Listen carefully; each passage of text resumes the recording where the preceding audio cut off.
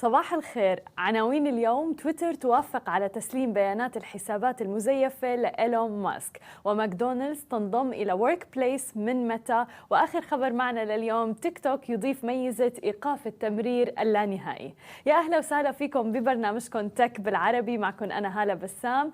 وخلونا نبدأ أخبارنا لليوم ونحكي عن أول خبر معنا لليوم عن منصة تويتر والصفقة القائمة مع إيلون ماسك. يبدو أن إيلون ماسك الرئيس التنفيذي لشركة تسلا قد حقق انتصارا في مأزق مع تويتر بسبب طلباته المتكررة للحصول على بياناتها الداخلية فيما يخص الحسابات المزيفة.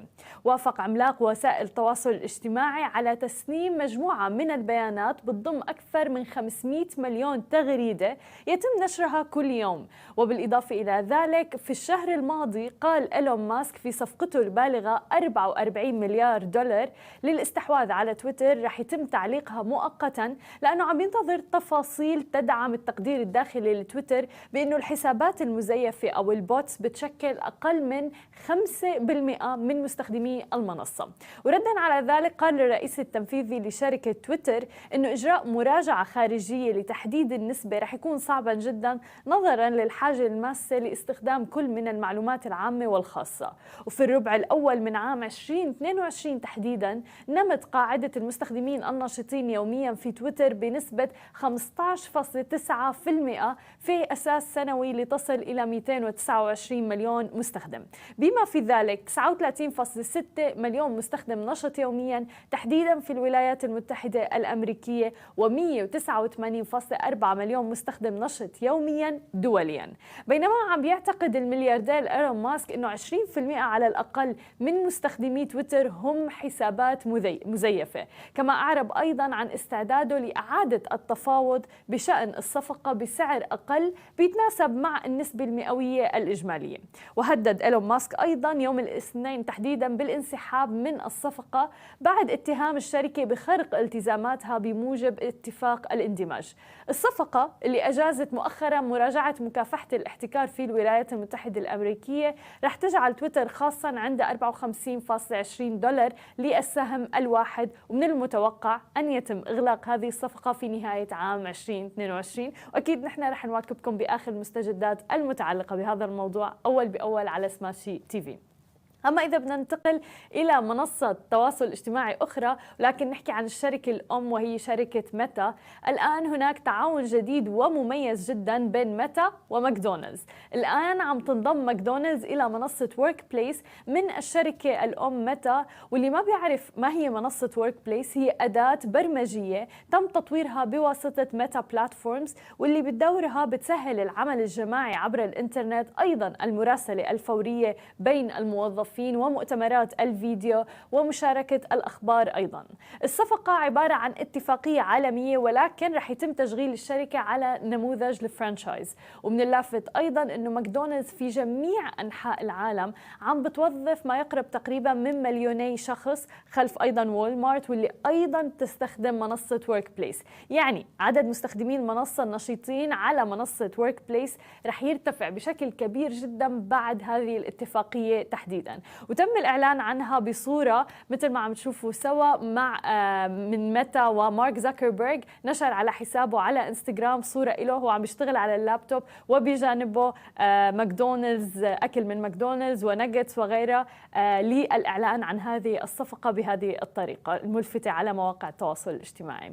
أيضا في الحديث عن مواقع التواصل الاجتماعي والمنصة اللي اكتسحت الساحة بالفترة الأخيرة تحديدا منصة تيك توك، عم بتضيف الآن تيك توك سلسلة من المميزات الجديدة المصممة ولكن لمنعك من الاختفاء داخل خلاصتها اللانهائية لمقاطع الفيديو القصيرة، واللي عم بتسبب الإدمان. طبعا عم تعرض الأداة الجديدة تذكير بعدم استخدام التطبيق لفترة طويلة جدا. طبعا أنت كمستخدم بتحدد هذا الوقت، مما بيضيف حماية جديدة للحدود اليومية الحالية، ورح يطلب من المستخدمين تحديداً المراهقين اللي بتتراوح أعمارهم ما بين 13 و 17 سنة استخدام أداة تحديد وقت الشاشة إذا أمضوا أكثر من 100 دقيقة في التطبيق بيوم واحد. بضيف تيك توك أيضاً لوحة معلومات جديدة لوقت الشاشة بتعرض ملخصاً لاستخدام هذا التطبيق، وبتتضمن الإحصائيات مقدار الوقت اللي تم فتح فيه التطبيق وتفصيل أيضاً استخدام النهار والليل وعداد لإجمالي مقدار الوقت اللي عم يقضيه التطبيق يومياً.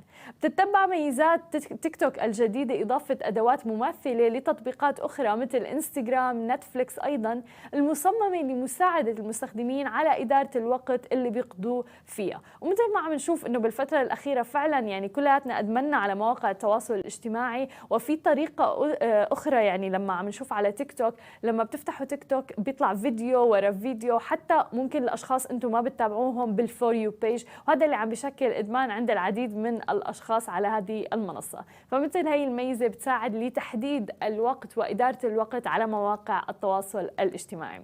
هذه كانت كل أخبارنا الصباحية لليوم. خليكم معنا بعد الفاصل مقابلتنا مع ريتشل الشريك المؤسس لشركة سبيك ايزي كلوب. خليكم معنا ولا تروحوا لبعيد.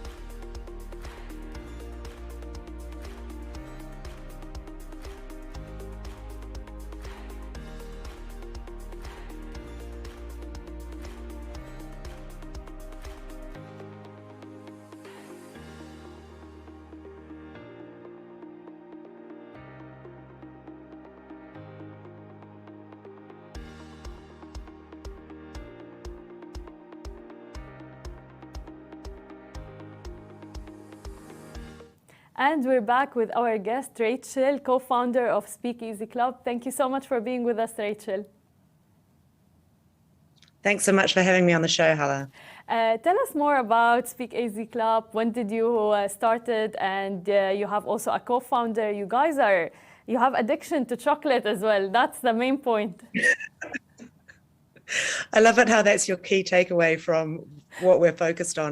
But yes, as well as an addiction to chocolate, both Kat and myself, we're co-founders of the Speakeasy Club, and we have a real passion in communication and in coaching others. So the Speakeasy Club is an online learning platform which empowers individuals to train and develop their public speaking skills on demand and at their own pace. And if you take a step back, when we look at public speaking, we don't just mean standing up on a stage, presenting to an audience. It could be in a meeting, it could be asking for that pay rise from your boss. So it's really public speaking in the broader sense. That's a very great point, honestly, because a lot of people think that public speaking is only needed for MCs, for people who are on stage and things like that. However, it's a skill that's literally needed in our day-to-day life. Absolutely. And we're always sort of salespeople presenting ourselves, aren't we? So it's not just for people that do it professionally, but people that really want to, take that next step in their career. And public speaking, communication is such a skill. And I think that the pandemic has only heightened that because people have been so used to sitting behind screens. And even those that were confident going into the pandemic, maybe some of those skills are a little bit rusty now that they haven't had much face-to-face or as much human interaction over the past couple of years. 100%, yeah. I was about to ask you, did you see any trends? Are people more keen into learning public speaking, especially that your courses are online as well, so that's convenient? It's very convenient. So I think that's where helped us in a couple of ways, right? It's really, as you know, you're a professional in the technology space as well, but it really helps to scale a business and reach more people. So if you do face-to-face coaching, obviously you can only reach a limited number of people, but technology has really enabled us to scale our business effectively, and people can learn on demand at their own pace, which I think everyone is used to now during the pandemic. Back to your previous point on how do I think it's actually affected people's public speaking skills, we've definitely seen a demand from executives and startups as well that are a little bit nervous, going back to the office environment after the pandemic. So I think it's really helped us in that regard as well, because we have seen a little bit more hesitation and nerves, even with people that were so used to public speaking and speaking in front of an audience going into the pandemic. Interesting point. And can you give us more examples of our day-to-day things that are needed for a skill like public speaking? Like I would imagine like a co-founder, a founder in a startup pitching to an investor, you need to have the public speaking skills.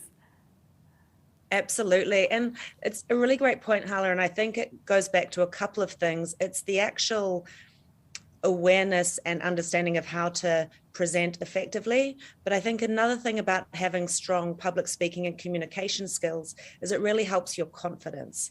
So obviously when you're going in to pitch to an investor is a great example, the one that you mentioned. You have to have confidence in yourself, you have to have confidence in your business, you have to have confidence in your story, and you have to make sure that you communicate that message effectively. So I think pitching to investors is one great example. Asking for a pay rise from your boss is another one, and that ties in quite greatly to having the confidence to ask for that as well.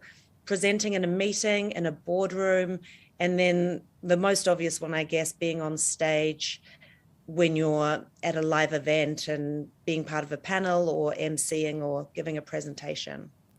Can you tell us more about the demographics you have currently on your platform? Sure, and that's a great question as well on the demographics, because due to the fact that public speaking is such a broad skill that so many people use, we've really seen a variety of people. So it ranges from everything to startups and entrepreneurs that might be wanting to learn how to more effectively pitch to investors, all the way to corporate busy executives that just want to take their career to a next level, and they know that public speaking will help them do that. So it's really been quite varied. I think the specific demographics are anywhere from 18 to, well, we don't always ask people's ages, but I believe the eldest person we've had is in their early 50s. Interesting, very interesting. And you're dealing with a lot of entrepreneurs in the region that want to learn public speaking and communications. How do you see the entrepreneurship scene and also female entrepreneurs in the tech industry lately? So the technology scene in the UAE has really just exponentially grown during COVID. I think the UAE has been a great beneficiary from the pandemic for a couple of reasons. Firstly, it was open during the pandemic, so we did see a lot of human capital flow into the region. And I also think specifically in the cryptocurrency and digital asset world, they're really trying to attract entrepreneurs to move to the region, and they've done a great job. We've seen the likes of Binance and FTX and Kraken and some of the larger exchanges set up here. And I really think the UAE has done a great job from top down, trying to encourage entrepreneurs to set up here.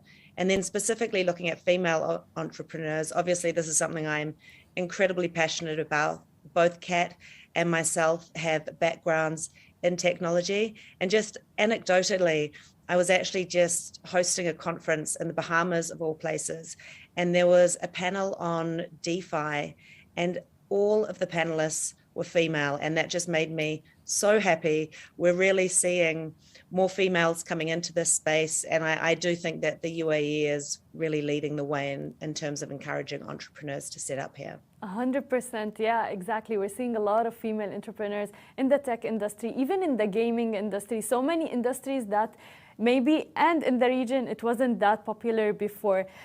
Speaking about public speaking and communication, I feel even now with social media and the importance of the online presence as well, That's also so much needed to have those communication skills, public speaking skills in front of the camera and everything. So is that something you teach in your courses as well? Online profiling and online communication is absolutely huge. As you rightly point out, everyone has a camera now. Everyone can set up their own studio in their living room. So this is a specific module that we look at, is how to present virtually as well. We don't specifically have a module at the moment focusing on social media, but watch this space. It is something we're looking That's amazing, because there are so many brilliant people in their field, but however, when they come in front of the camera, they feel shy or things like that. So it's such a shame that they cannot even pass on their knowledge to the crowd just because they're camera shy and things like that. That's why I think such courses are much needed. We appreciate you saying that, and that is exactly the gap that we're trying to fill, to, I guess, ease that flow from the knowledge and that's in your head to actually getting that out in front of a public audience. And by public audience, that absolutely includes social media and the virtual audience as well. 100%. Can you tell us more about your future plans? Yes, we have grand ambitions. We have, as you know, we've started accepting payment in Bitcoin. We're big believers in the digital asset ecosystem. We use it privately as well. So we're hoping to expand from a payment perspective into accepting more digital assets. And we're also looking at having additional modules in the future. So certain people have come to us and requested specific modules in spheres of influence, how to build a network effectively, specifically presenting on television. So we'd like to grow the modules and also expand internationally beyond just the UAE. And we have recently signed up our first client in Germany as well. So it's great to see that we've already hit another continent. That's amazing, like flexibility, adaptation to the future, and also expansion. Rachel, thank you so much for being with us, and best of luck. Hala, it's been a pleasure. Thank you so much for having me on the show. Thank you. شكرا لكل الناس اللي تابعتنا. أنا بشوفكم يوم الاثنين بموعد جديد وحلقة جديدة. نهاركم سعيد جميعاً.